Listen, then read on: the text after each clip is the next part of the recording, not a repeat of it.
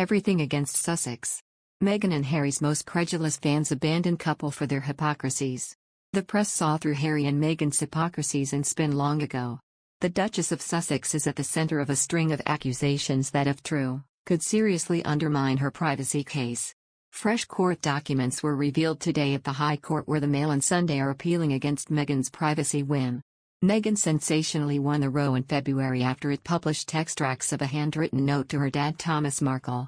Meghan Markle's privacy row erupted today when 7 bombshell claims dropped in court papers that threaten her credibility.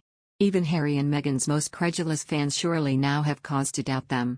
The couple's truth has been exposed before, of course, as a woven fabric of exaggeration and embellishment, with facts manicured to suit them and glaring contradictions everywhere. Their dubious claims to Oprah were pulled apart, albeit not by their fawning interviewer. Even the Queen chipped in. Now court evidence shows they did help 2 authors who wrote their cloying biography. Harry told his then PR man Jason Knauf, "We have to be able to say we didn't have anything to do with it," then told him just what to say to the writers. Meghan authorized Knauf to brief them, but claims she forgot doing so. She said, "I apologize to the court for the fact that I had not remembered these exchanges at the time. I had absolutely no wish or intention to mislead the defendant or the court." She claimed had she known about the emails she would have been more than happy to refer to them as strongly supporting of her case.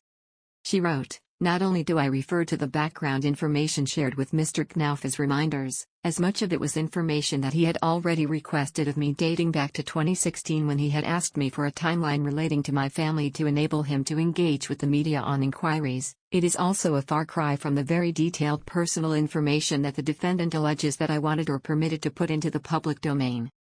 Meanwhile, her apparently private letter to her dad, over which she sued the Mail on Sunday, was worded meticulously with publication in mind in the event that it might leak. It is surely no coincidence that the couple launched a twin-pronged assault on the press on the day Meghan issued an embarrassing apology to the court for her forgetfulness. The press saw through their hypocrisies and spin long ago. They hate us for it. But with every new inch, and every grubby dollar earned off the back of the royal family they deserted, their woeful standing in Britain falls further. The violent, racist, hard-left mob which hounded Israel's terrified ambassador from their university shame Britain. We don't know if there's a group more ridiculous than LSE class war, posh Toy Town revolutionaries from the elite London School of Economics, waving Palestine flags.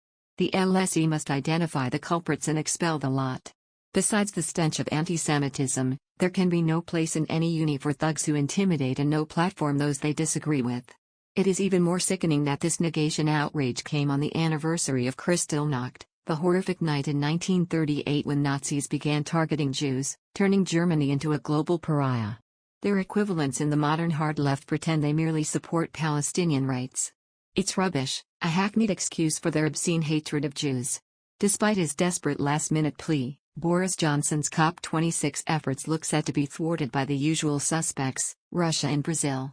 Grim, if predictable. It's perhaps too much to hope Insulate Britain and their brainless ilk finally wake up to where they should be protesting.